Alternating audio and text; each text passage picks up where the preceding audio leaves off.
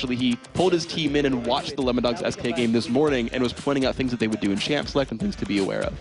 Well, here we go, ladies and gentlemen. We are underway for the picks and bans. So, Shen, Lissandra, and Nunu being taken away. No surprises there, of course. We've seen Kerp running, well, ForellenLord's been running Lissandra non-stop. Kerp's been running Shen non-stop. It's amazing. He can play other games with that trackball. Elise at Zed and Rise also being banned out by Alternate. Yeah, so TF and Lee Sin are really important ones right here. These are the two that you're really going to think about. Twisted Fate, it was first picked last time for Lemondogs. They still want it. It's going to be, yep, there we go. Araneae is going to insta-lock Lee Sin. He knows that it was going to get taken in the next round of picks by Lemondogs. Wanted to make sure he got it. Look at the smile on his face. Yeah, there. he knew. This was specifically what he said. He said they first pick Twisted Fate and they go for Lee Sin right after. If we leave them TF, I can get Lee Sin. Ooh, Dexter looking at maybe switching to a Diamond Prox Udyr. Interesting that he actually, we've seen little tweets about from St. Vicious as well, talking about the fact that he's tried the Tiger stance that Diamond Prox has been using, didn't really get on with it, went back to the Phoenix.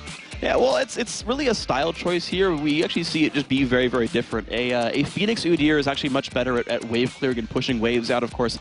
They're going for Jarvan instead, so we don't need to talk about it too much. Yep. But they've actually already picked both solos and their jungle here. So now Lemondogs have shown their hand, and an alternate can say, I know exactly what you can bring to us in the mid lane and the top lane, and we can pick whatever we want to counteract this. And it's interesting to see Zorozero is going to play Kennen. This is... I'm wondering whether it's a champion we've seen him playing before. I'm trying to think back. There's been that many games that start to meld into one, but I know for a fact it definitely wasn't in the first few weeks because all he played was Malphite. Well, the thing is, he plays a lot of casters, though, right? Yes. Rise and Lissandra are two of his most played as well, so I can't imagine he's a stranger to Kennen, whether it's just being an AP damage champion in general or just dealing with skill shots. So Alternate, though, picking a lot of long-range stuff here. They've got the Jayce, they've got the Ezreal, they've got so much poke here to deal with this, which... you know, honestly, is not the strongest thing in the world because Lemondogs already have good engage. So Lemondogs are already ready to deal with Jayce. Well, their picks and bans are coming in thick and fast. And obviously, like you say, the Jayce is in there. WhiteKnight going with Ezreal. We haven't seen him as an AD carry in the LCS just yet. I tell a lie. Yeah, played yesterday. Yeah. We did see him. But it's looking like Tabzz, once again, Caitlyn. This is kind of his go-to champion. And Sona alongside him. Just did that on purpose. The electrolling. Is it Jungle Captain? Is it Jungle Captain? Is it? It is not. It is Varus picked up here. So again, going for long range and crowd control. And we've seen these types of compositions more and more, I feel, in Europe especially, but also in these last few weeks where they're grabbing the Sona, the Varus, the Kennen, a lot of area of effect crowd control. So Nidalee coming in, again, this tells you a very obvious team composition here for Alternate. They're going for the poke. I would expect ability power Nidalee more so than Bruiser Nidalee here. You've got, again, the Jayce, the Ezreal. They're all good at this. And the Thresh can even disengage pretty well. Put the box down, run backwards. You've got to run through those walls. It'll slow you down. They're able to disengage. However, Lemondogs, they've got Jarvan and they've got Twisted Fate. Those guys are very good at making fights start. And Alternate can't easily push them away. So the battles can begin if Lemondogs wants. If Lemondogs gets an early lead, they can force the issue constantly throughout this game. And if you get a flash crescendo, there's not a great deal to get everyone away from you. I mean, you're going to have the hammer coming out from Jayce, which at the moment is on Kerp. We're not too sure whether it's going to be top lane or mid lane. We'll see whether that switches any last minute changes. I'm looking at the screen, doesn't look like he's ready to transfer it, so that's going to be sticking in that lane. I guess really the only thing that they're going to have to prevent them is the box from Thresh. And, you know, yeah, they've got those two knockbacks. They're going to rely on the box. WhiteKnight did pick up Cleanse here. He knows he's facing a lot of crowd control, and Ezreal getting caught as a dead Ezreal. So smart choice there. But this is really the reality we're at here is Alternate looking to hold on to their first place spot right here. A win gives them sole control at the end of... we're now more than halfway through the split at this point. ForellenLord on that Nidalee, you know, the Jayce from Kerp, they're going to play long-range poke, and they're going to do whatever they can to not get caught out by these abilities. And it's difficult. Playing a poke comp in high-level competitive play is just an exercise in how well coordinated are you guys, and how well can you get away when they jump on you. Well, one thing that Alternate do is crazy, chaotic play, and maybe they're going to have control of the start of the game. It's all about really getting ahead in the poke comps as well, because if you fall behind with a poke comp, you're never really going to come back. Exactly. You don't have the tools to 5-on-5 successfully, especially when you face like a Kennen Varus Sona lineup here. It is all on Araneae, right? They are all pretty much late game focused champions, and especially when you take Cleanse in lane as an AD carry, you actually lose to someone who takes barrier, so when he fights Tabzz, it'll be harder for WhiteKnight here. So it is on Ara to carry the early game here for Alternate. Lemondogs, though, they've got aggressive gankers and good lanes for fighting. Varus, Sona, Kennen, and Twisted Fate, they're all good at following up on Jarvan ganks, and so I expect Lemondogs to make more good things happen early. Interesting start from Araneae. Not going for that Dawn's Blade either, which we have seen a lot of Lee Sins doing lately, but we'll keep our eye on how he goes with that one. Lemondogs looking to go for a bit of an invade here. They want to get that ward down, and Alternate can see them. They have full vision of them. They're not going to be drawn out too much. That was the Explorer ward, I believe, that went down there, so not too worried about losing that one. Of course, they didn't want to lose it completely. Nevertheless, it is gone, and that is going to be a successful ward. I guess technically, I hate to say, but that's a successful invade these days for Lemondogs, just to get in and get that ward, because everybody doesn't really engage with the fights anymore. Not in Europe, at least. You pretty much engage for a fight if you're setting up a trap somewhere. Yeah. Like, headlong diving in, people tend to see you coming because anyone who waits around in their jungle tends to get a ward watching you come in. So no one gets to invade through the fog of war, basically, unless you do a late invade here. And again, similar thing, right? They run back, they put the ward down, seeing if Lemondogs goes in for blue buff, then Alternate will know about this. They actually use the pink ward there, so this tells me Lemondogs really wants to invade towards the blue. The problem is, there's a ward just next to it there, right by the river, that still lets them see if Lemondogs goes in. Well, we'll see whether that's what they go for. They will be starting off at red. It looks like Ultimate are going to be starting off, and you see the win rate's only half for the Tabzz. Like I said, he plays Caitlyn. He should stick with Caitlyn, maybe. 50% win rate and 4 games. Maybe he should stick around on that Caitlyn. Who knows? He was very successful when he used it in Dreamhack, but we are seeing the red buff being started off. That's going to be Dexter picking that up. The red buff also was started off by Araneae. Neither using the smite, it seems. So I'm going to just double check that. Yeah, nobody using the smite, so they're going to be saving it for the blue, and it's not going to be an invade. Looks like Dexter is going up towards his own. All right, so it turns out that pink ward doesn't mean a whole heck of a lot. It doesn't open too many doors for these guys, but that's fine. We look at the bottom lane here, and I feel like this is a better lane for Lemondogs, unless hooks land like that. The hook goes straight in on Tabzz, but it wasn't a good trade for WhiteKnight because Mithy went straight aggressive, and actually it was WhiteKnight that came out worse off. Yeah, so that's what happens if you land a hook. You can't auto-attack anymore as Thresh. So he got his 60 damage from the Q, but then Mithy is still able to deal damage and use the Q and start poking out. And there's no sustain here for the alternate lane. WhiteKnight does have some lifesteal. He's actually got 6% from quintessences, so it's as much as he can get from runes. They're going to keep going in, though. They went in with the Flay. The exhaust was used, and then Mithy taking some damage as well. WhiteKnight got exhausted straight away by Mithy, so good counter work. And both these lanes going aggressive the moment they hit level 2. But now there's actually a summoner spell advantage here for alternate. WhiteKnight has both his summoners. Tabzz has lost his flash. So despite the sustain being so good for Lemondogs, alternate did all their moves before Sona hit 2, so that they had to burn summoners because they were not going to have any health bars otherwise. So good early moves here from this Thresh. Oh, a lot of pressure in the mid lane as well. Nukeduck, we see Dexter coming in to help him out there. Maybe trying to force something on ForellenLord here. He has, of course, got double buffs, so they could try and catch him out. See whether he does linger around. Yeah, he's being forced away. The stun card does get pulled out, forces the flash straight away. Dexter continues to follow the wild card, doing the damage. And ForellenLord very low in this mid lane. It's a really, really impressive move there by Lemondogs. There's 2 reasons this works so well. Number 1, this Nidalee only brought 2 health potions to lane right there, right? Just has the Doran's Ring. Actually, it might have been actually Doran's Ring plus Ward and relied on his heal because he's already out of health. So, and also she's bad at last hitting on turret. So by putting Dexter in the lane and shoving the wave down, you deny minions. You have 19 to 10 in minion kills in that lane because they were able to push ForellenLord to his turret, which is a really good start here for Lemondogs. Well, we didn't get a chance to look at the top lane much, but they have just gone back to buy, and we're seeing Zorozero now picking up the Doran's Blade. Interesting that he started with the shield, because often we see them starting with the blade on Kennen. So he then went with a different option there. Knew he was up against Jace, expected a little bit of poke. Yeah, exactly. You've got just, you know, a ranged lane versus a ranged lane, and honestly, when you've got so much poke out there from Jayce, it's a little bit hard to deal with. And he opened with the Fairy Charm as well, just to get more spam out there. It's a good thing to do. And the one cool thing to also realize when you fight a Jayce is that Hypercharge splits his attack into 3 attacks, and each one of those will get blocked by the Doran's Shield unique passive. So it's sort of relative value goes up if you buy it against Jayce. You'll block more damage that way. At the moment, all lanes not finding massive advantages. It's really only that mid lane that's got that big advantage. ForellenLord still hasn't been forced back yet. He's trying to keep that wave pushed out. But you see Nukeduck going aggressive every time he gets a chance. Throwing out the mana cards though, keeping his mana sustained. Doing a very good job of controlling ForellenLord so far. He just has better trade damage. The only damage ForellenLord has is based off of skill shots, whereas Nukeduck can land a gold card into the queue or just land the blue card and just deal more trade damage here. And you're seeing Nukeduck save his cooldown on the pick a card to say, if you ever go on me, I can out-trade you and make your life miserable.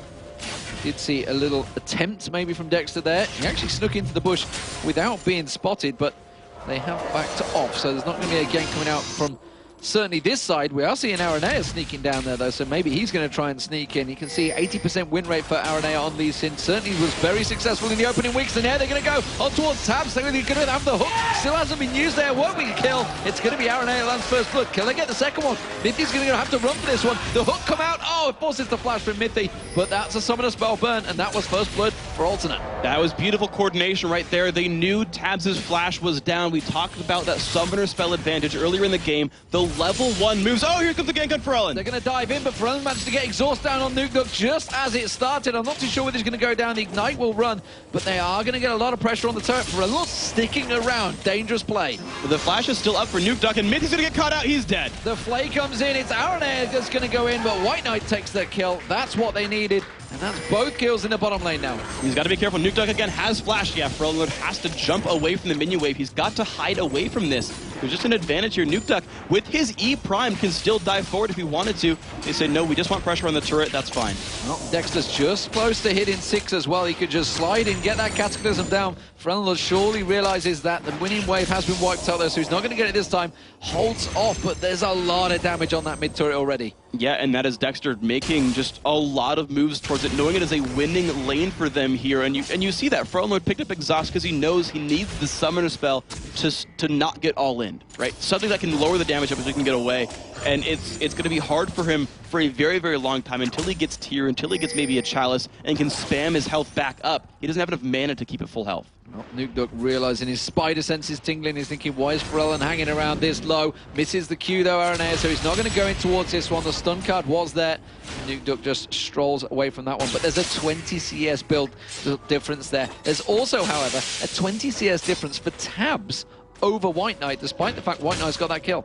That is just a stronger lane. The level 1 opening was so good from Alternate, but then there was no sustain left. WhiteKnight was stuck kind of on the back foot, getting poked out a lot, and didn't have good tools to re-engage or get himself back in the lane. It was a really well-coordinated gank with Ara, and it got them a lot closer. The gold actually basically identical between these AD carries, but it's a better lane for Lemondogs, honestly. Yeah, there's also Zorozero is winning out the top lane against Kerp as well in terms of farm. He's got himself quite a healthy lead there, right there. We are seeing ForellenLord going a little bit aggressive on Nukeduck.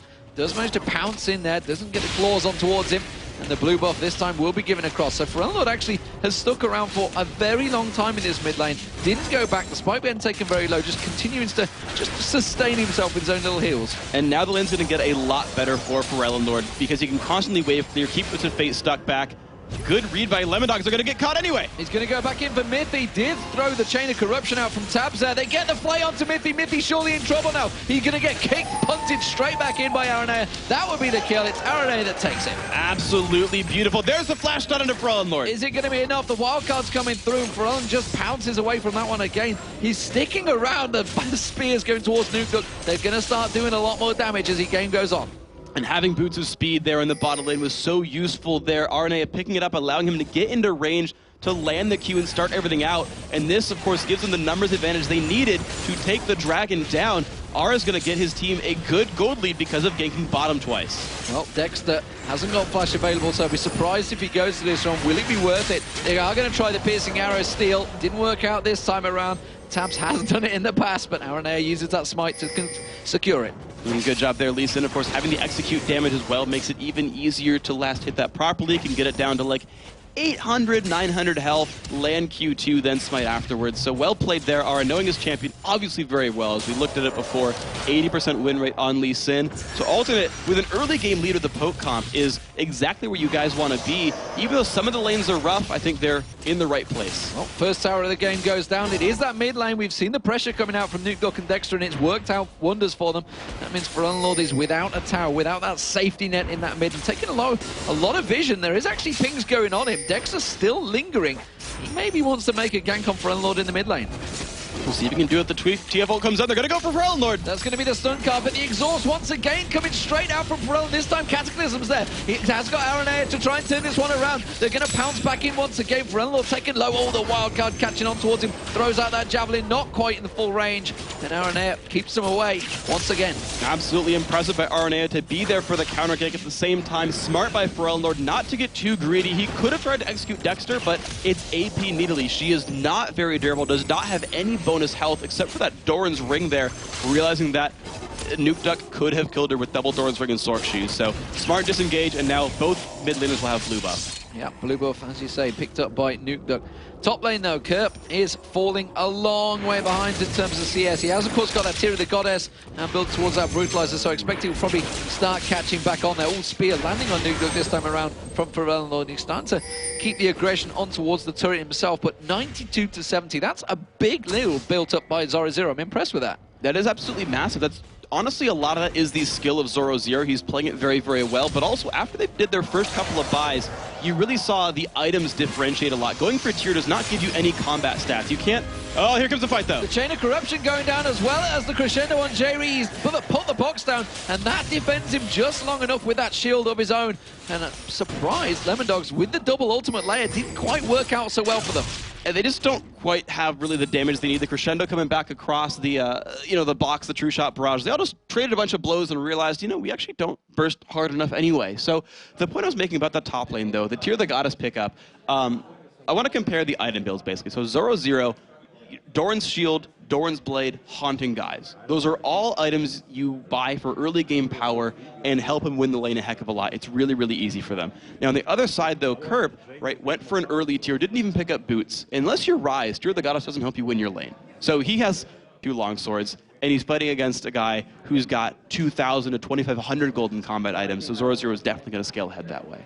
There's a sound problem for Kerp. You can see them fiddling with the cables. Despite the fact all the players are like, it's the magic trackball. It's playing up. The trackball seems fine. I think it's just a sound issue. It seems like he's happy. That's going to be fixed, so we're going to get the resume in just a moment. But doing a very good job, despite trackball and all. Kerp's struggling out right now against Zorozero, 98 to 75, as you mentioned. The junglers, though, they're both doing a fantastic job. We talked about it as the feature matchup earlier on. Dexter really doing a fantastic job. We've seen him pushing in the mid lane, helping out with Nukeduck, but also Araneae.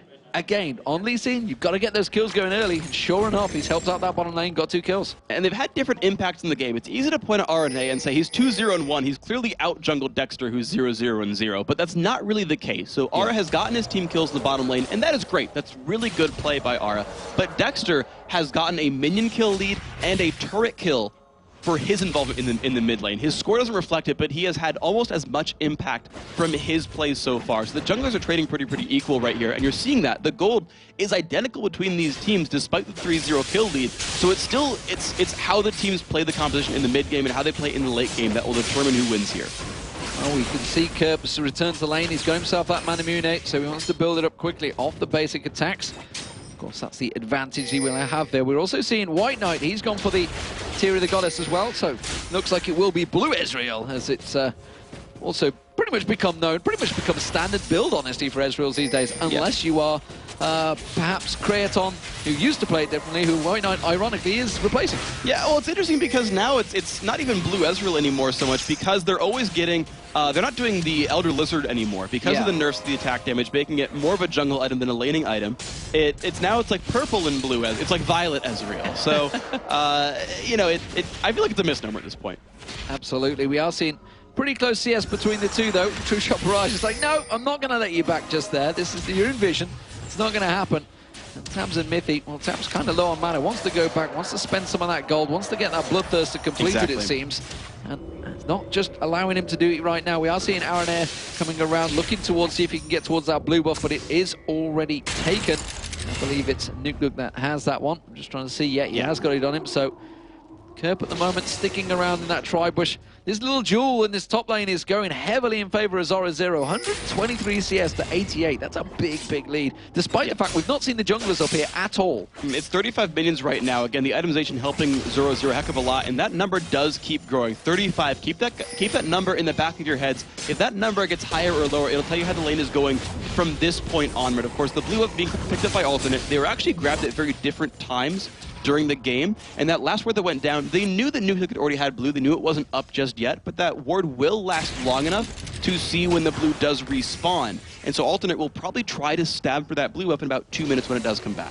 Interesting for Lemondogs here. In terms of towers, you can see just how much damage Zorozero has done to that top turret. He's nearly taken that down. Mid turret's already gone. Bottom turret's not had a great deal done towards it. We are seeing alternate backing off, so they're not purposely pushing that bottom lane. So they're happy just to, again, like you said, play for that late game, draw the game out longer, keep the lane phases going as long as possible.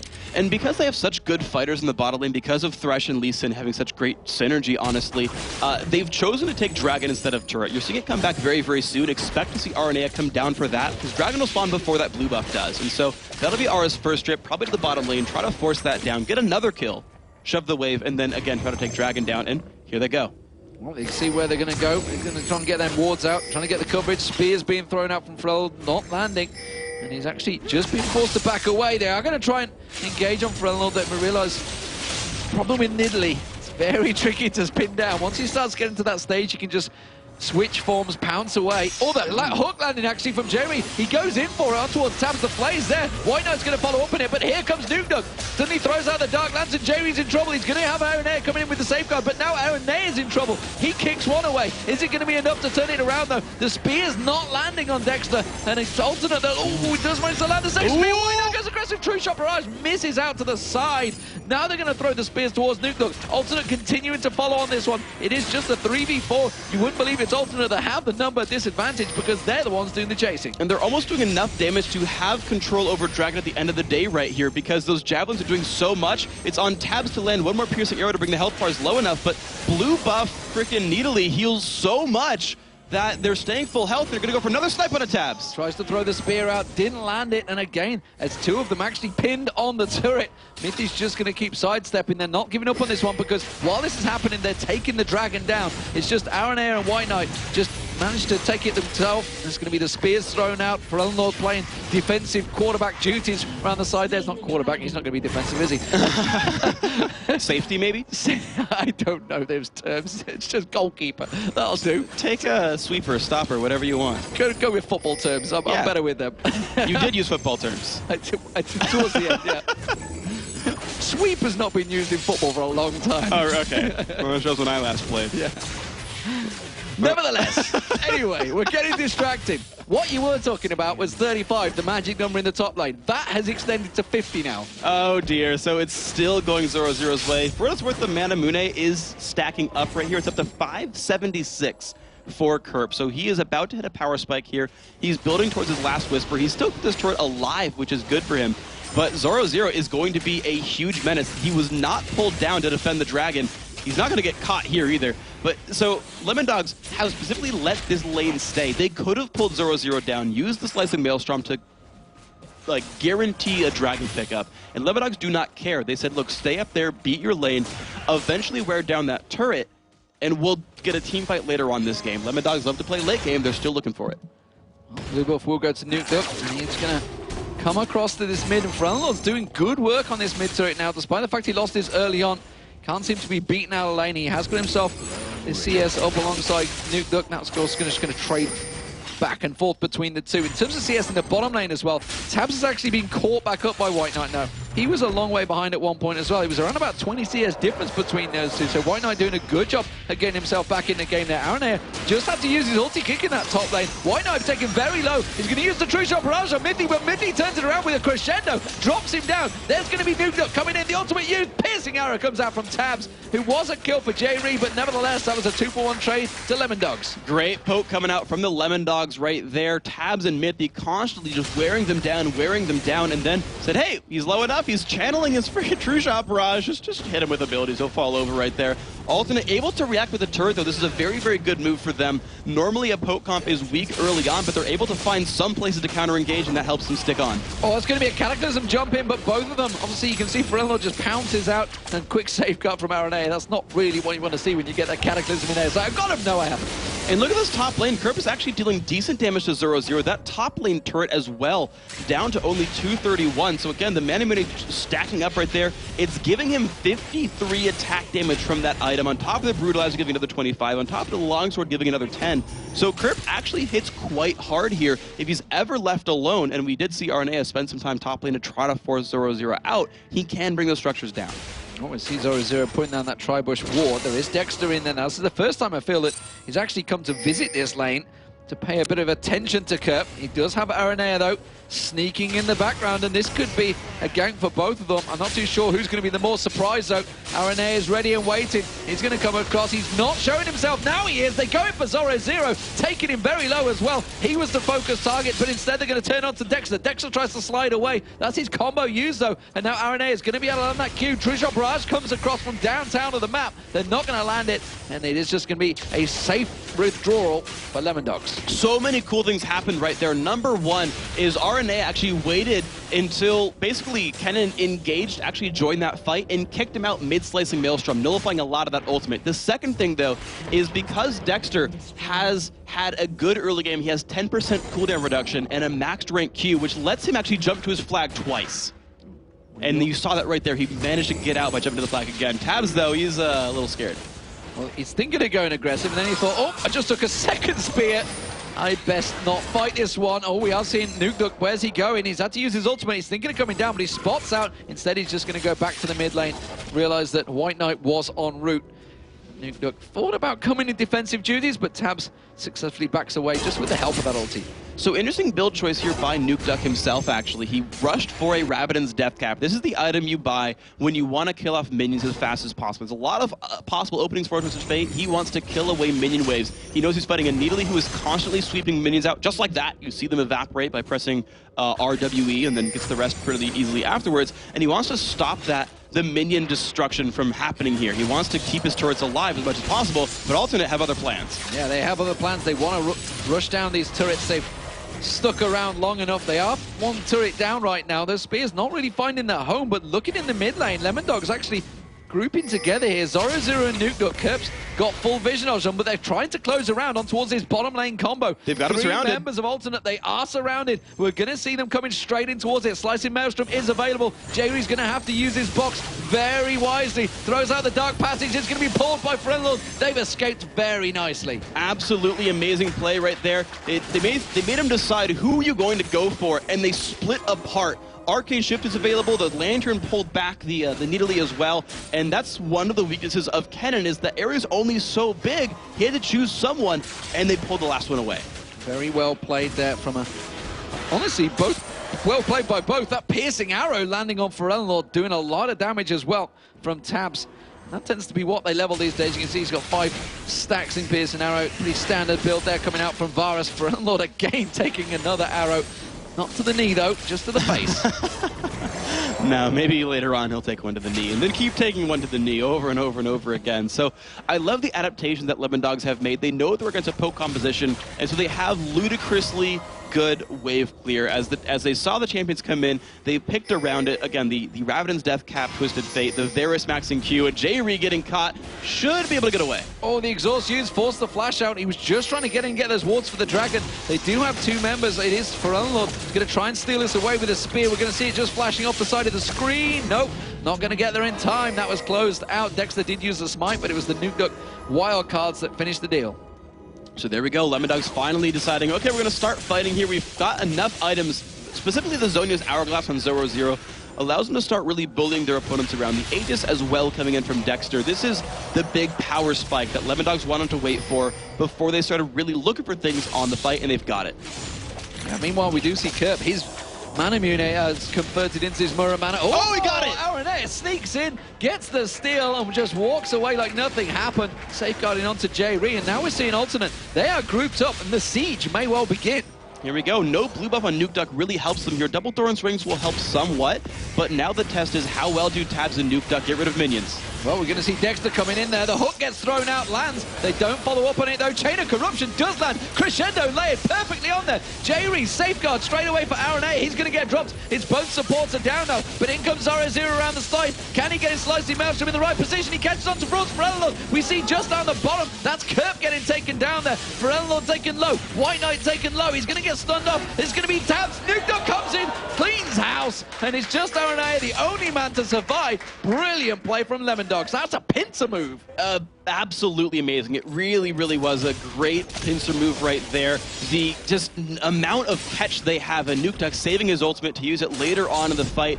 Crowd control is the #1 bane of a poke composition. They tend to be squishy champions. Ara tried to knock them back. You saw his kick come through onto Dexter, I believe, but there was just too much there. The Varus ult from Tabzz, the flash ult coming in from Mithy on Sona, that's all needed to lock down the team. Zorozero came in. It was a nice hit by ForellenLord. He actually exhausted Kennen and kind of soloed the slicing Maelstrom, but it was too little too late. The damage had already been dealt, and the cleanup was just there for Lemondogs.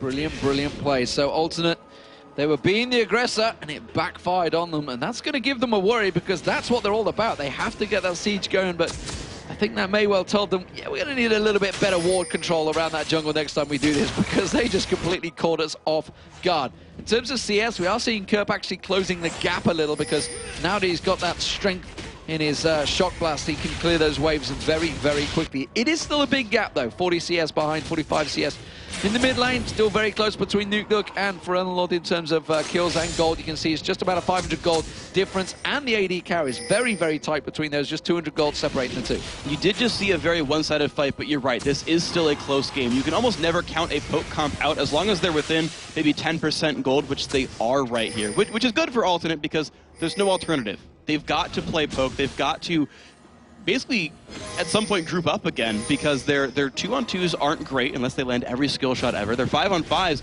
rely on the basically Jayce disengage, which is the one thing I didn't actually count in the pregame, is the acceleration gate is going to be so key for this team to run away. If they can't actually be grouped up, instead of being split up like they were last time, they can run away via the Kerp acceleration gate and get away from Ken and everything else. Oh, WhiteKnight getting caught out there. Has got Arcane Shift just at the right time, because we saw Chain of Corruption come out from Tabzz. Was about to land the moment he switched. So there we go. The stab is on, though. It's really Lemondogs trying to force an engage right here, because they know a real 5-on-5 that alternate tries to jump into is in Lemondogs' favor. So baiting around the Baron, trying to sweep out wards. The Oracle's already there. This is Lemondogs trying to find a tightly grouped team fight where Kennen excels. Well, we see the spears continuing to go from ForellenLord. They may well have bought themselves a bit of a window here to push down the mid lane. That's what they're going to go for. Dexter does get hooked on. Araneae doesn't follow it up, yo. The spears continue to get on towards the back edge. Dexter can see how tanky he is, though. The fact he has that runic bulwark already. He's taken 2 spears and a couple of kicks. He's quite happy to just defend that one off, but it's going to be ForellenLord once again, throwing those spears, keeping the siege going. And now I wouldn't be surprised to see Mithy go for a Chalice of Harmony at some point, because they do need some decent health regen. They have some from the Runic Bulwark. It does have a health regen aura. Mithy does have a good number of points in the heal, but having enough mana to keep his teammates sustained so that alternate can't just say screw it and die the turret, they have no HP, that's important here for Lemondogs.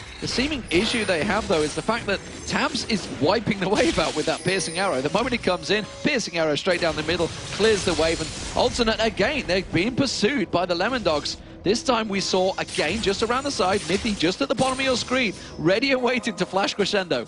And so here we go. It's just going to keep happening this way. This is the game plan, and it's going to be like this for 10 to 20 minutes. And actually, this will be a fun aside. I was talking to alternate before the game started today, and they asked me, like, what's it like casting? What's the games you like watching? And I said, I really like the heavily action-packed ones. The ones that tend to be these long, drawn-out sieges tend to be the more annoying ones. And so Ara said, great, we're going to give you a 50-minute game, and it's going to be boring. And so here's alternate playing a we're not trying to fight, we're trying to poke team composition, so thank you very much, guys, for this game. But it's still a very, very close one. That's what's important about this one is, can they dodge the skill shots? Can they land them? Can the fight start for Lemondogs? Every battle is, you have to hold your breath for it, because it'll just happen and then 4 kills will just jump out. And the irony is, this is the first time I've ever seen alternate running this type of team comp. I don't think I've seen them doing a split push, poke, team comp, anything like that. Zorozero going in there, going to try and get on towards ForellenLord. Thought he found position, doesn't get the stun though. And we do see Lemondogs, they're starting to be the ones to be the aggressors. They're starting to bully their way forward on alternate. Alternate backing forward. It is a motion back and forward. It's just the mid lane. That's all they're playing. It's Aram right now. Well, you can't win by being defensive. It's really impossible. So Lemondogs has to find some way in if they're to win this game. Although at the same time, you're seeing alternate go in, find the siege, try to deal damage to Dexter right there. Amazing javelins like that on a Nukeduck, right? If Lemondogs only defends, then at some point 3 javelins land and someone dies and they lose a turret. If Lemondogs attacks, they can find some kind of opening, make a split push happen. Someone like Zorozero, who's massive, 247 minion kills. Someone like Nukeduck, who's now got a Lich Bane, can kill a turret in 3 seconds flat. You get those guys to engage fights or split push and force your way into the base, and you have an opening to win the game. We just saw the important steal. Of course, Alternate took it the last time around. It was Araneae that got in this time, but this time it's Kerp with the blue buff. So those shock blasts, they're going to be coming faster. They're going to be coming harder. And they're going to be doing a lot of damage. But look at that middle turret.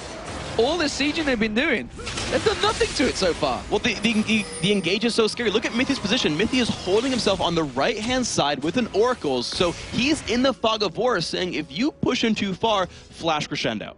And he is always a threat for that. Dexter the same. Flash, EQ, R. He can get into that fight. Tabzz. Right, all the summoners are up. All the ults are up. And this is the scary thing for Alternate. Until they force ultis or summoners out of Lemondogs, they can get jumped on from 1,200 range away, which is well beyond the range of someone hitting a turret. Well, they take the Dragon down very quickly. They are still 1,000 to 2,000 gold behind, sorry. Lemondogs trying to find position, or Nukeduck trying to bait them in there. Does throw the stun cards on towards ForellenLord.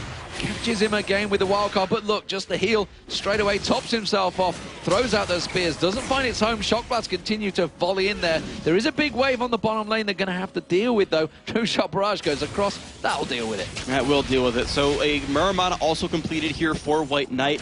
So the big breakpoints are done here. They've got the items that Alternate has needed to do the siege, which is why you see them group up instead of go back to the landing phase. They've got the important ones. They've got enough mana to keep spamming abilities out. They've got the full armor pen build here done for Jree. He's got 25 cooldown reduction from items. ForellenLord's going to miss a jump over the wall, but he'll get it next time. And with blue up, he'll be able to siege incredibly well, and they'll return to this. This goes to show even the highest elo players in the world still make those mistakes. We do see a Lich Bane, though, from Nukeduck, so he's going to be doing damage on those turrets if he gets a chance to bide his time to split across there. We haven't seen too much split pushing from the Lemondogs because they're having to deal with this siege. This time Zorozero did go up, chunk out that top wave. Still got that 50 CS advantage over Kerp. Kerp now with that last Whisper completed. He's going to stop that one off. And Mithy buying his time right now to get that ward control around the Baron. And so an important thing here, you mentioned the split pushing here for Lemondogs, because I still think that is a good choice for these guys. The one sort of facet, though, that keeps Alternate in is that Kerp is actually scaling up his dueling power right now. He's getting points into that hypercharge, and with the Muramana on there, with the armor pen and his next item likely being a BF sword going towards Bloodthirster, he's going to have a much better time fighting 1v1 against Zorozero. And so sort of the time is almost limited for these Lemondog guys. Lemondogs just waiting, biding their time. Alternate weren't gonna buy it, and Nukeduck took a spear to the face, which means Alternate realized they said that landed, that found its home. Let's push this mid lane. Here we go. They've got the minion wave as well. The bait for Baron didn't work. Actually, Alternate just wanted to push down the mid lane turret. Not deal with that. Shock Blast comes out to scout, and they see Dexter's nearby. They've got to run through the acceleration gate and likely back off. They do try and poke again. There is only 3 members of Lemondogs coming out the side here, but Alternate are so wary. They know what happened last time. They do throw out that True Shot Barrage. They do clear the wave. Lemondogs may well have to give up this turret at last.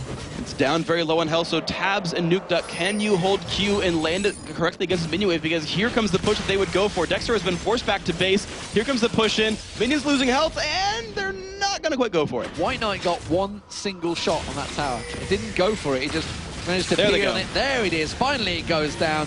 It took them, what, 20 minutes to get that turret, I think? We could be on for a long game. We could be on for a long game here. 7-5 the kill score, 4-3 in turrets. Game is definitely very, very close, but the problem is Lemondogs, they feel too afraid to start something here. The game will stay like this if Lemondog doesn't make a move. You need hard engage to deal with poke, and they have it. They've got Jarvan, they've got Twisted Fate, and they've got follow-up, and Zorozero gets caught. Zorozero stood on that ward. Oh, the hook came through, but quickly Dexter goes to interrupt it. Crescendo comes across, laid on top. Chain of Corruption comes in as well, but it's Alternate that keep and get away. WhiteKnight! Oh, no, that's got stolen away. ForellenLord actually drew the red buff away. Instead, he missed it to try and get the lifesteal, which meant he went down to the Ignite. Tragic, tragic stuff there. So that's going to be the AD carry going down, but ForellenLord's not giving up on this one. Throwing out the spears on Dexter. It's the bottom turret that went down to minions as well during the process, but it's Lemondogs with the kill. Yeah, Nidalee is so good at actually running around in these like weird 1v4 situations. She's so quick and is so long range, it is very hard to lock her down. So this is kind of the game plan here, is that, and you saw it last time with the Dragon kill, they lost Jree, and Alternate still took control of Dragon in like a 3 versus 4. This is the same kind of situation where they're still holding Lemondogs back because of how hard it is for them to deal with the Nidalee. So Lemondogs finally found the engage they wanted, right? You saw that fight finally come through, and you should be seeing that so much more from these guys. I feel like they've not played against Poke much in a while because it's so hard for them to find the openings they're looking for. How did he miss that spear? He's moving between attacks. He didn't move. He thought he was going to move between attacks. Oh, preempting. That's mind games right there, man. It's the counter to Almost the counter. everyone walks between attacks. Like, even when there's no one on screen, you normally like hit, okay, backwards, and they stutter step. And he didn't this time. It's Jukes. Jukes, yeah. I'm just going to stand still and mind game you. Nevertheless, it is still very close between these two. It's 1.6k. That's all the difference is. 4-4 in turrets, still very close. 35 minutes approaching. And of course, no Barons being taken. And honestly, neither team really has shown any interest in going for Baron. They haven't really got a great deal of wards towards it either. Zorozero, though, continuing that farm. He's got himself that Zhonya's Hourglass now, so now he's going to be problems. And I think he's going to probably be more aggressive here as well. It's very, very likely here. So, you know, we did see Lemondogs try for Baron briefly once, and it actually allowed Alternate to run down towards the mid turret and ultimately get the seeds if they wanted up there. There's finally the split push coming in for Nukeduck, though. Pushes the top lane wave out, and that's going to force someone to defend this. When they go, Lemondogs can run down the mid lane and say, deal with us or we get a turret.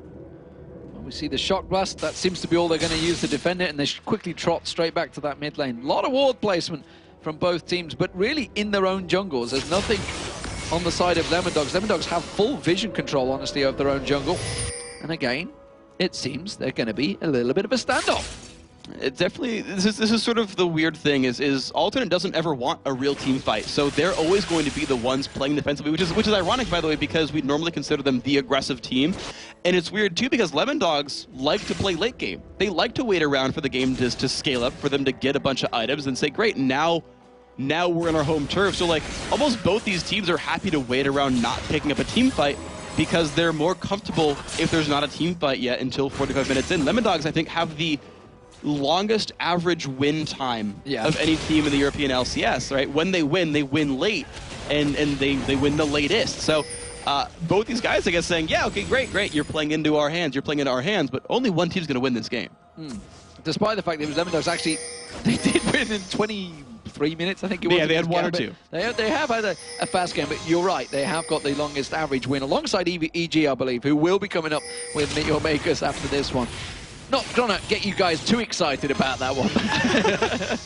Another 40-minute game, or in your case, a what, 7-day game? A 3-day, I think we were. 3-day. Actually, technically, yeah, I guess the World Finals was a long one. Zorozero going aggressive, and that was straight away play there. Kickback from Araneae as well, followed up. So everybody going defensive. That's the ulti down, though. It's a pretty quick timer, so don't think they're going to be too worried about that just yet. Yeah, Zorozero can't be the first one to go in. If they had led in with Crescendo, then Zoro flashed in, and Zhonya's before Araneae could kick him back, they'd have the engage they wanted. The problem is Zoro can't go first, but they're going to fight Ara. They're going to go Ara. They are going to throw the Dark Passage out. Quickly gets drawn away. Where's Nukeduck going to go with that ultimate? Simply using it for vision, it seems. Not going to jump away from that one. Dexter does get caught with the kick. Araneae is not going to follow through. But Araneae very low. He's going to have to get healed up. And that's not a great deal of heal coming out from ForellenLord, though. They are going to stick around that a little bit longer. He's got that blue buff, so not too worried about the sustain. Not still landing those javelins on Zorozero, though. Araneae again, he's looking for that kick. I really like that Alternate are giving the blue buffs back to ForellenLord instead of Kerp, because he's not only poking, but also healing. And low cooldown heals are so important because of things like that. Flash Crescendo comes in, a beautiful Cataclysm onto ForellenLord. He's got nothing left. Heals himself up. Is it enough, though? He does pounce away. Jree gets away. Safeguard comes through. Piercing arrow lands. Finally, he gets locked up and taken down by Zorozero. Now they're going to go on towards Araneae. Flash stun card comes out from Nukeduck. They get on towards Araneae. He's taken so low, but again, the Safeguard manages to keep him alive. And it was just a 1-for-0 trade. Alternate looking to turn it back around. And a lot of flashes were burned right there. More for Lemondogs than were burned for Alternate. So they can actually outposition the enemy team in this next fight. And of course, Alternate as well. Look at Mithy. He has no mana, whereas ForellenLord has a ton, so they can push forward. There's a big star. Oh, Kerp gets caught out. Nukeduck. Oh, the spear, if it would have found its home, would have got the kill. The spear does find its home. It gets Zorozero. There's a giant wave on the bottom wave lane as well that Tabzz has had to go back and deal with, which means Alternate, you can see on the screen, are going to get that dragon. The gold is still just 1,000 between these two teams. Very, very close, and the siege fights continue. The post-fight fight for Alternate is better, right? We've said it a couple of times, and you saw it right there. They're so mobile. They've got so much mana. They've got so much mobility that they can run around, throw javelins, throw out shock blast, and get some kills back and turn the map into their favor once again. And you see that time and time and time again. Mithy still needs some way of getting mana. Part of the reason that fight went so poorly towards the end was Mithy. He was out of mana, had no more heals left, and Philosopher's Stone is simply not enough for him when he's got to heal half a health bar because of a javelin. So he's going for more health, maybe a Shirelius here, which it's interesting because he's saying, you know what, screw the poke game. I don't want to deal with the poke game and heal up my teammates. I want to deal with the screw it, Shirelius my team and go dive them and not have to heal anyone because you're all dead. Araneae is actually deep in enemy territory right now. I think he's just dodged out of exit. He's like, Jree, gonna need you to safeguard 2 here, son. I need something, some way of escaping, unless they're gonna try and get a throw on towards Tabzz. They see Tabzz actually in there, but they're gonna realize the rest of the team are close by. If he ran to the left, they could try to duel him and force a flash out or something. Oh, Kerp just got spotted by the ward, and look at this, Lemondogs turning aggressive. They don't realize that there's 3 members in there though. That's all they have. They could turn this fight in their advantage. Araneae is still there. And now he's alone. This is a little bit risky. If he has a ward to jump to, which he does, he's fine. Takes the Lantern instead, wants to save his last Ruby Sight Stone ward, or maybe 3 left, I couldn't quite tell. But there we go. There's finally the split push here for Lemondogs. Nukeduck being very, very safe because there's everyone in the fog of war, but in general, it's very smart of him to be reserved here. I'm surprised they didn't give blue to Mithy or something. They're actually waiting for that so that Twisted Fate can pick it up later. Yeah, that would be the first time they've got blue buff in a while as well, because that's been stolen away from them a number of times by Alternate, which is why they were lingering around there, and they wanted to get back on that one. We do see ForellenLord, he's had to go towards the bottom lane to deal with the split push that is coming out from Nukeduck, and that may start causing problems for Alternate, because they're all about being grouped, being a poking in there, and they can't be too far away from this one. They realize that Baron actually doing a lot of damage to Tabzz if he tanks it himself. Which was started off by Araneae, just throwing that kick out, the hook getting thrown, not landing, not finding his target. So here we go, Nukeduck, he's back onto the split push train, which again is a smart thing for these Lemondog guys, and now it's hard for Alternate because no one can easily deal with Nukeduck 1v1, so Alternate has to force an issue here. They've lost a turret, and no one's going to defend him here. They're saying, we're going to steal blue, we're going to go try to contest Baron, you've got to use your ulti to join us here, or we get Baron on you. Well, he's going in towards the inhibitor turret. We talked about this in the last match. Is it worth it, the trade? Fnatic did the trade last time around. They lost, they took an inhib turret, but they lost the Baron. We're going to see whether it works for Alternate. They're going to try and steal this one away. Dexter getting hooked. He's going to get flayed away as well. Oh, Nukeduck gets in. Does get the tower down. They got the steal as well. Would you believe it? Dexter has managed to get it away. They are going to get all killed. Chain of Corruption comes out. Tabzz is merely using that as an escape tool. There is one death. It's Jree that goes down, but that is an inhibitor taken down. Oh, the damage coming out towards ForellenLord there. Gets that piercing arrow. Where is Nukeduck going to go? He's just going to back off. I'll tell you what, he could have carried on that Nexus turret. He potentially could have. Ezreal finally back right now, but you're right, he might have gotten at least part of or maybe all that mid turret. So a 2-for-1 kill, and that's just, it's because it's a 5v4. The team is strong enough. They've got some healing, they've got some disengage, a great exhaust used as well. ForellenLord's exhaust, as well as Jree's exhaust, saving the team during that cannon ultimate. But Baron for 2 turrets and an inhibitor, and a 2-for-1. That's a very tricky trade to deal with. So now, honestly, Alternate could siege against the super minion wave, and that would be okay for them. Sieging bottom, I think, works all right. They don't want to siege somewhere else, though, because there's a ticking clock of bottom lane is going to push into your base. You've got to deal with this. Yeah, they're going to have to deal with that big chunking wave coming towards them. Like you say, it's probably the ideal lane to go towards, but the fact that the Baron was stolen away by Lemondogs means they are maybe going to be the aggressors. Nukeduck in this mid lane, he's got the wave clear, and they could keep on pushing. They could go up that mid lane. They've already taken the inner turrets out, of course, in that mid lane, but it looks like the top is where it may be. Tabzz is starting off the flow. We're seeing everybody backing off. Zorozero and Nukeduck, they're going to buy themselves a couple more items. Zorozero, by the way, is very strong in that top lane. On his own, he's been effectively out-farming Kerp the whole game through, and in terms of items, it's obviously going to be very different because it's an AP versus an AD. Oh! That was on purpose. That was on purpose. I was just thinking, hang on a minute. Yeah. And WhiteKnight, yeah. And here's the interesting thing as well, because, so you're right, Lemondogs actually were the team that got Baron. I called that one wrong, but it's weird because they've been so pensive to dive fights. I'm curious to see what they really do with the Baron map. They've got 2 minutes of it left. They're certainly stronger on the map. They're up 5,000 gold or 4,500 gold. They're wearing a Baron buff. They've got a hardcore initiator on Jarvan. They can follow up with Kennen and Twisted Fate. but will they do it here, or will they play the sort of siege game themselves and wait for minions and wait for split pushing? The split push seems to be working because, again, look at Nukeduck. He's pushed a big wave on towards the inhibitor. He's waiting. He's delaying. Is there anyone coming towards me? No. Why the hell not? Well, I'm just going to go straight for your second inhibitor turret. And he's just delaying around there. Super minions, meanwhile, in the bottom lane. Alternate have to deal with this one, and they surely have to accept the fact they're going to lose his inner turret. And a lot of the reason he's not able to push faster is because Jree has bought an Oracles. He's actually not allowing Lemondogs to have ward coverage of the transition between top lane and mid lane, so that Nukeduck never knows if he's safe. However, the team is stronger. They are getting control of secondary turrets. Yeah, WhiteKnight had to back off. He managed to clear out those super minions off the Nexus turret, which bought the time that Lemondogs required. And again, the split push works. It seems to be doing wonders. Nukeduck is wiping out those waves. You can see. They caught ForellenLord. They do catch him out, and he just got melted. There was no doubt about that one. That piercing arrow doing a lot of damage. The shuriken's doing a lot of damage. And now again, you can see just in that split screen, Nukeduck continuing to throw out the cards, continuing to do the damage. And there is the turret going down, the second inhibitor turret for Nukeduck. 8-4 in turrets right now. They're going to look for number 9, the last inhibitor turret still standing right here, and that is... It's so good for Lemondogs. They're still running around with this Baron buff, and that actually does so much for them, because normally health regen is the thing that is your limiter on how much you can push against poke. With a Baron buff, it's a lot easier to do so.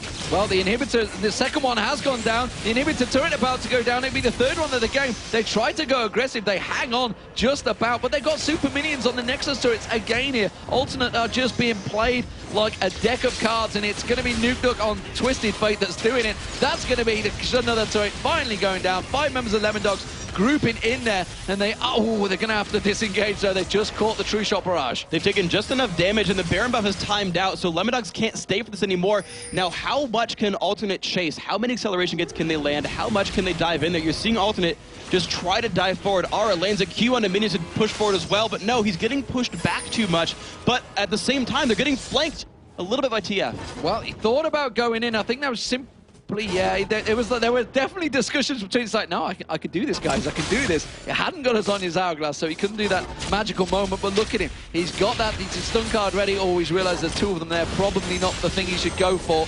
Has got a ton of damage. We're seeing a Warmox just come out from Tabzz as well. Interesting build. It's got health regeneration on it. This is actually really, really smart, because he's already got magic resistant armor because of his teammates, because of that runic bulwark. He knows that if he takes a javelin to the face and a shock blast right after, he's got basically no HP left, and those champions are going to keep scaling up. Black Cleaver is done for Kerp. You've got now basically 4 ability power items. If you count the needlessly large rod, it's 80 AP. It's pretty high. So there's massive damage coming in towards Tabzz. An extra 1,000 health helps him stay alive when he gets bursted down, and then he heals 1% of his max health per second through the Warmogs as well. So yeah, it's really, really, really useful just to have the health and the regen to survive poke. So the Lemondogs, they're starting to look very good here. Alternate, their poke comp may well be backfiring on them. ForellenLord almost getting engaged upon, taking half health, heals himself quickly up there. But that was all Dexter doing the poke. Zorozero just off the sides. Sonya's hourglass is up. We're going to see Nukeduck also back in that top lane. The only inhibitor, in that top lane. The bottom one, of course, has just respawned. They're going to try and engage. Zorozero takes a spear, backs off, but that inhibitor is going to go down. It's going to be another one picked up by Nukeduck. And they're going to go back in for the bottom one as well. The hook doesn't land. This is probably going to be 3 inhibs down. Lemondogs have just found the exact game plan they want, but the poke lands. The poke lands. Mithy taken very low. They're going to have to disengage. A flash comes out from ForellenLord, gets the exhaust out, but the chain of corruption lands from the side. Sonya's hourglass comes out. Another Sonya's hourglass. That follows straight up there. Cataclysm is ready. Dexter jumps in there. It's back and forth. Tabzz and WhiteKnight going head to head. So WhiteKnight, though, with that Banshee's Veil doing the damage from the side, he's just picking off the rest of Lemondogs. Dexter's going to try and get away from this one, but there's super minions absolutely all over the base of Alternate right now. They're going to have to deal with this one, or they may well start losing Nexus to it. You can see the inhibitor. That's gone down to minions. Dexter just simply delaying the fact there. Look at those towers. They are also low. Araneae desperately trying to defend them. They should be able to protect the turrets, but they are all so low now right now. Nukeduck wasn't involved in that fight. He wasn't at all. This is going to be such a rough situation now for Alternate, because they don't have anywhere to really go with their item builds. They're pretty much done in terms of buying things. So normally you're like, okay, well the inhibs are down, you know, as long as you have somewhere to scale, you can maybe, you know, throw it out by the very end of the game and just try to get to that 6-item Tristana or the big Kog'Maw or whatever, but there's nothing else really to buy for these guys. Killing a bunch of minions in your base doesn't help them really anymore. Once you get about 65, 70,000 gold, there's nowhere left to go aside from the support, and good luck getting Jree farmed enough to matter. So Lemondogs can happily kind of wait this out and play another push when their people respawn, and they'll be great for it. Absolutely, and looking across, Tabzz just about to respawn. Everybody in Lemondogs will be back up. The Baron has spawned. Lemondogs honestly have massive positional advantage to go for it. We see WhiteKnight went for that Banshee's Veil. Kind of helped him in that last fight. He had great positional, actually, in that last fight. So Alternate, after winning that fight, maybe, just maybe, they're thinking, okay, we can clear these waves. We can maybe try and shove them out. They can try to shove them out, but they don't get to contest for Baron. The base would die too fast, and unless he had a dedicated defender, but then they're trying to fight Baron 4v5, and that won't work either. So Lemondogs will get this one for free. And honestly, the Super Mid is flooding in, plus the Baron buff. This is Lemondogs' game right here. They are the more powerful team. Their team fight is stronger, and now that the poke isn't hurting them anymore, they've got Sona with decent mana regen, and she's actually now getting a no magic Vandal. She actually might be getting a chalice at this point, but with Baron buff itself, they've probably got enough to get away with getting poked at and still team fighting afterwards. Nukeduck looking to try and land that stun card on ForellenLord as he wipes out that wave in the bottom lane, but the rest of the team, Lemondogs, with that Baron buff, are starting to push in the mid lane. The double super minions coming in towards the base of Alternate. They're desperately trying to defend this one off. There's this inhibitor respawning in the middle. The top and the bottom, of course, were taking around it in the last push.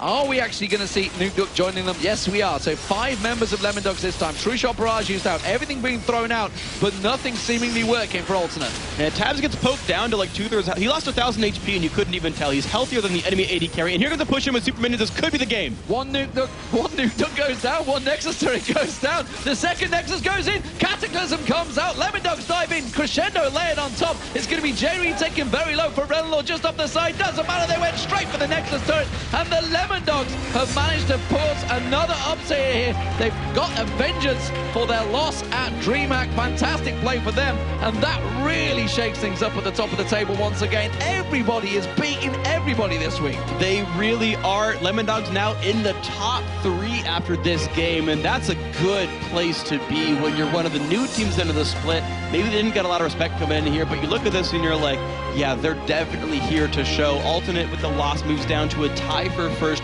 with Gambit. So the top 5 teams are, what, 1 game apart at this point? 1 or 2 games apart. They're all so close together.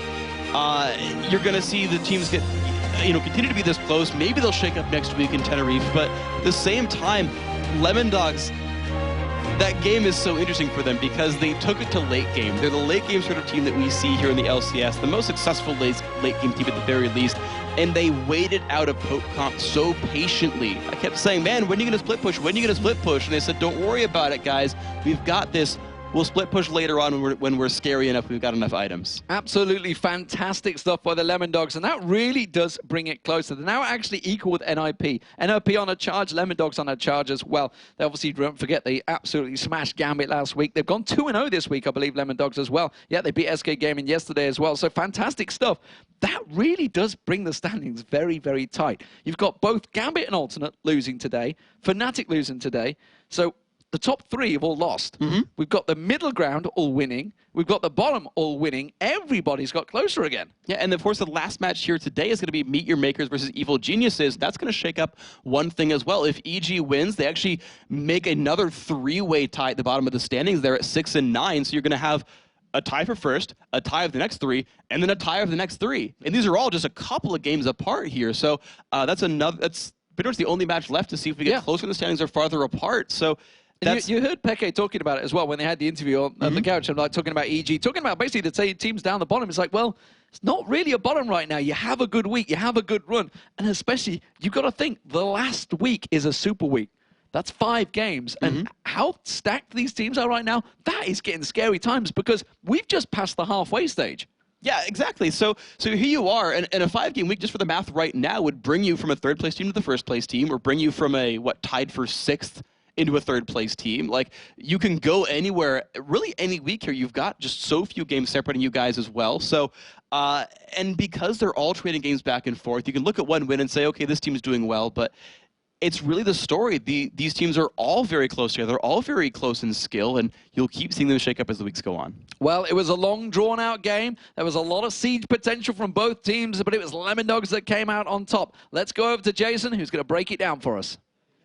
Thank you for that, Demon and Freak. And what a game it really was. It was a little bit slow, but that's kind of what you expect out of that poke composition. But Lemondogs, we've been talking about them. They told us they had a new strategy built up. They're starting to do some new things, and they really proved it right there. You really have to give them a lot of credit. But the replay we're going to look at, if we can get that on the screen, is just the first real team fight we see break out, and it's just kind of the effect of Lemondogs and their whole composition. So I want to point out a couple of things.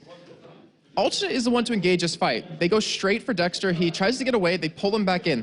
But look on the minimap right now. We have Mithy. He's waiting at that Wraith camp to get over the wall for Crescendo. We even have in the top lane Zorozero coming down to go for a kill here. So let's roll the replay and kind of show you how it kind of develops, because Tabzz is going to land an amazing chain of corruption that makes it so they can pick off Jree. Now we're going to pause it right here. And I mentioned, Zorozero on the top side coming in. He's saying to his team, go, go, go. We want to fight this. We want to engage. As we start the replay up, you're going to see him come in. He does get exhausted by ForellenLord, so he kind of gets shut down a little bit, but it doesn't matter in the end. He's zoned out ForellenLord, not letting him do damage. You see Dexter go into the backside against Kerp. He ends up getting away, and they just chase him down one by one, and the whole thing was freaking Demon we're talking about, a poke comp. If you get behind, you kind of stay behind. You want to get up in gold. You want to get strong early on. And you want to keep that lead, because if you can't poke, if you're being forced to be engaged upon every single time, then you're going to end up obviously losing the game. And you got to give Lemondogs a lot of credit right there, because of the whole comp they had, it was really hard to get an engage on. But Dexter, you saw Varus working really well together to really lock them down, really create the plays. And the